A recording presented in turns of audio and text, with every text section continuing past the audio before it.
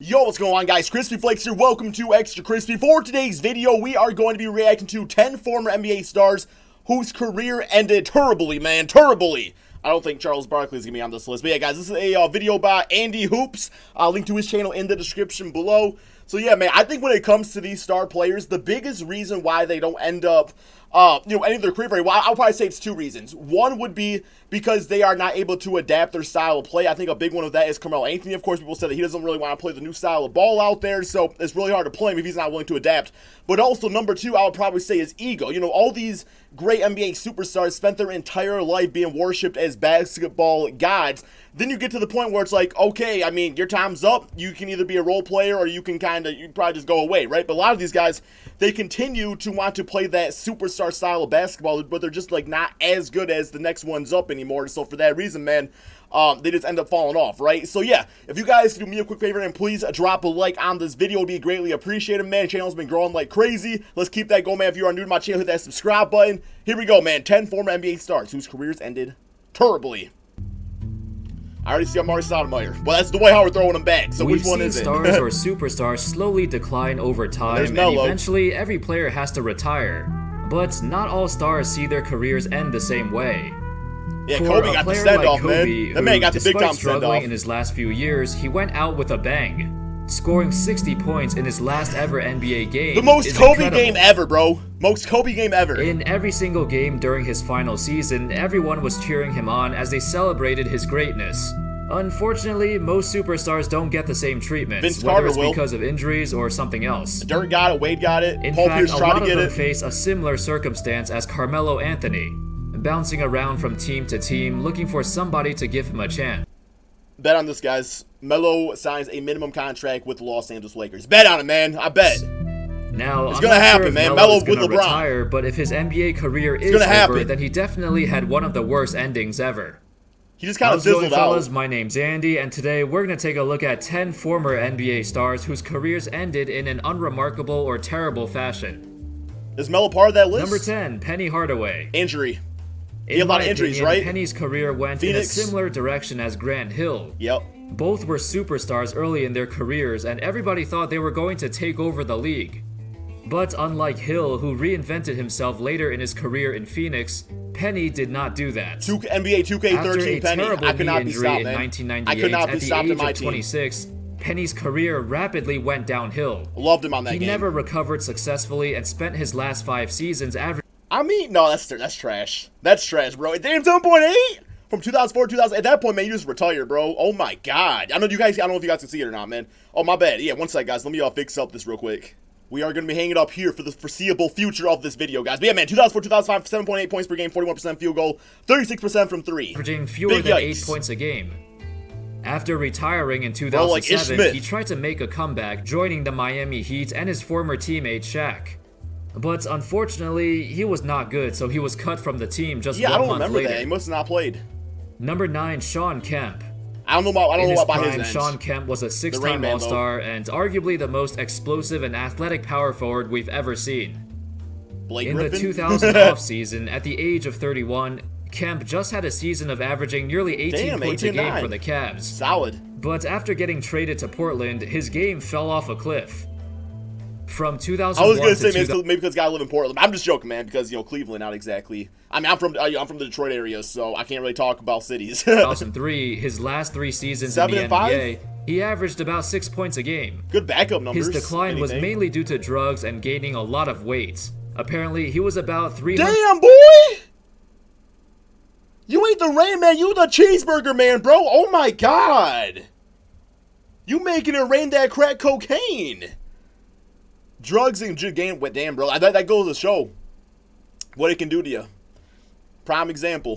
140 pounds around that time. However, he did try to make a comeback with the Denver Nuggets. In 2006, he reconnected with coach George Karl. Kemp said, "I started jogging, and jogging. That's one of the reasons why I wanted to come here. I knew Karl wouldn't take it easy on me. I elliptical. He hasn't taken it easy on me since I've been here. I've maintained I ran better than most of the big guys here. I'm a little more advanced than I thought I was. Can't lose weight. I look forward to hearing from them." Unfortunately, Kemp never heard back from them. Number 8's Yao Ming. Injury, man. In 8 seasons. Yao Ming's prime example of, you know, just a big guy who's a lower body injury, I think it was a foot injury, can just derail you, which is making me nervous for Kristaps Porzingis. Of playing in the NBA, Yao was selected for 8 All-Star games. Incredibly popular, one of the best players in the league, and very injury prone. That basically sums up Yao's career. Yao If it weren't for those foot injuries, he'd be right up there with the top 10 centers to ever play. Top 10, but at the age of 30, he had 3 different fractures in his left foot, and it was all too much for him to continue. GG, man. Yao and Tracy McGrady as well. Their time in Houston was marred with injuries. Such a fun if they were healthy like when they the did play entire together, time, they could have done so much more.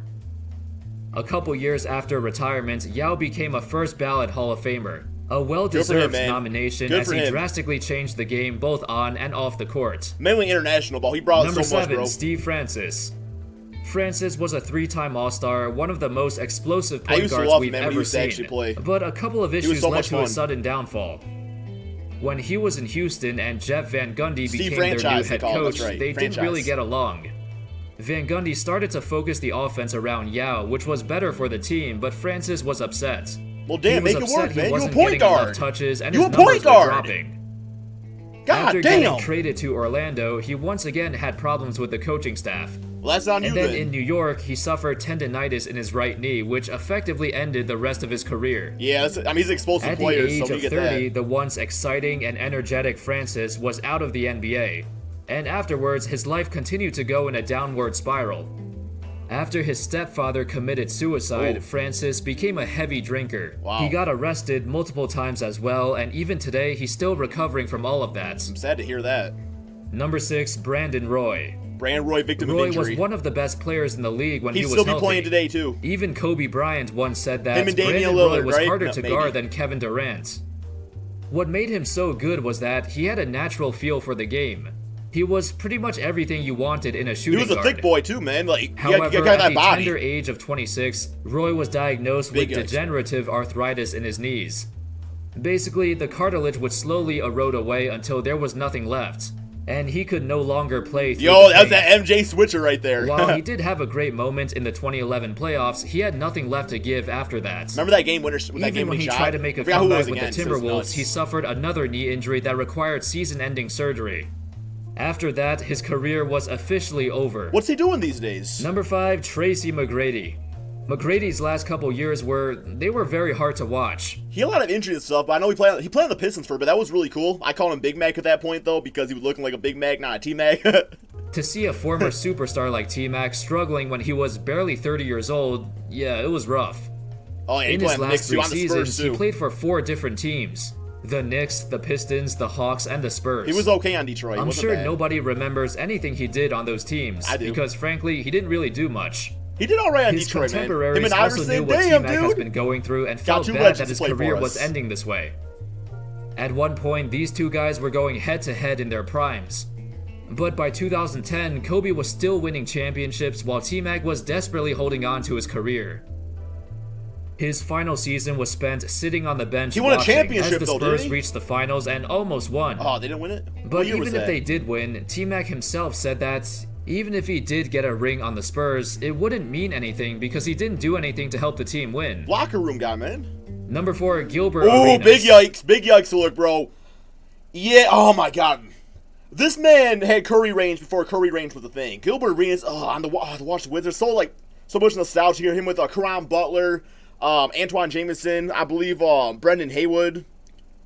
Who else? Deshaun Stevenson always did the Can't See Me.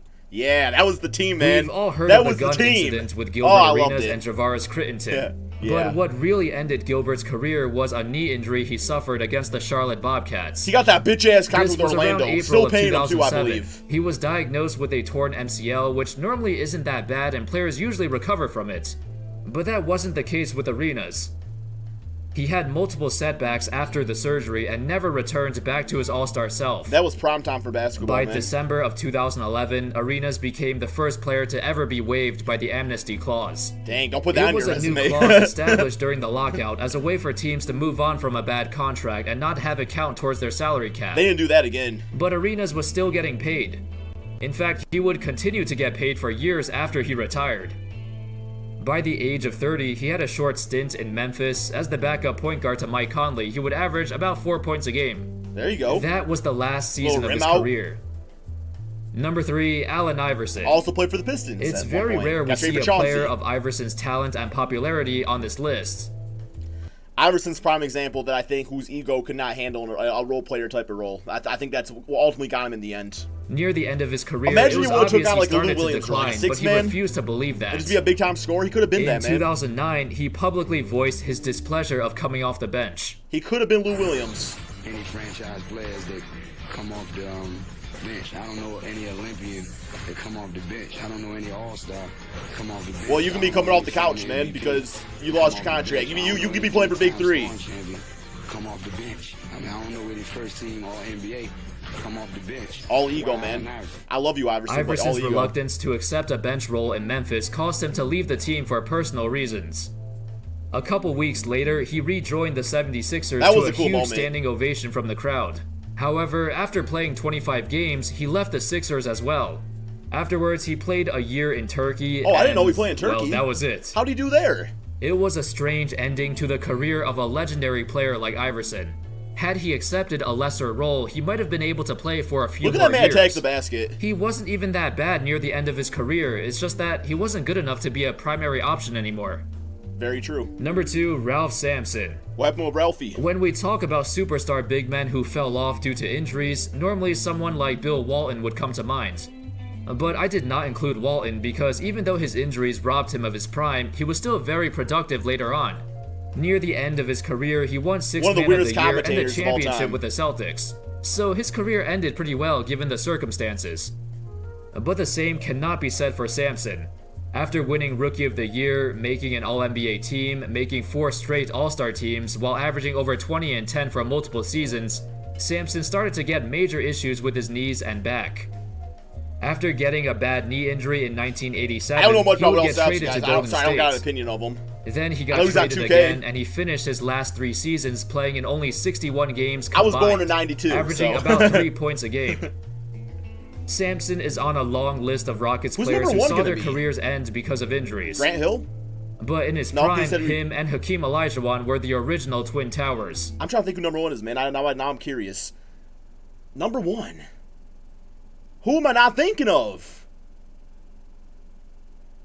Kevin Durant? No, I mean, maybe. We'll see. Got a bad injury. They even led the Rockets to the 1986 finals, when they were both so young. If it wasn't for Sampson's injuries and some drug issues with other players, they could have been a legit dynasty. And number 1, Magic Johnson. I was thinking Magic. I was thinking Magic. Like, oh yeah, Matt. Yeah, definitely Magic. There's no doubt that the end of Magic's career was different than any other player's. He went from battling against Michael Jordan in the 1991 finals to announcing he contracted HIV a couple months later. At the time, nobody knew as much about Magic HIV Johnson as for we no do reason. today, and he used his platform to support the cause to fight the virus. Even today, he's still active in the HIV community. His announcement was one of the saddest, if not the saddest moment in NBA history. Can you imagine that happening today? Just like superstar player, I can't even think who, man, like LeBron James, just going on there like that and just announcing that. That would be, I mean, Magic, I mean, just like when he quit the team, like that was shocking right there. I mean, as a president, because Magic meant so much to the sport, and everyone loved his charisma and the way he played. However, it wasn't all bad because afterwards, Magic still played on the Dream Team in 1992. There you go. He also made a comeback in 1996 and played well. Damn, solid numbers. The fans loved that I'll take Magic that right was now. Back, but he had some issues with the team. His teammates were complaining about playing time, and they felt like the entire team revolved around Magic, even though it wasn't his team anymore. Eventually, Magic felt like he had enough of all of this and announced his final retirement after that season. There you go. I know when to hang it up, folks. Those were 10 players who saw a. Okay, yeah. I mean, I think that was definitely a pretty good list right there. Like I said, I'm sure there's plenty of other players out there whose careers were just shortened by injury. But like I said, the key word here is terribly, man. So yeah, some of these were pretty bad. As I stated earlier in the video, a lot of it is just because of ego and not being able to accept a different role. But anyway, guys, hope you all enjoyed this channel, or this video, I should say, man. Check out this man's channel, link to it in the description below. Thank you all so much for watching, and peace out, my friends.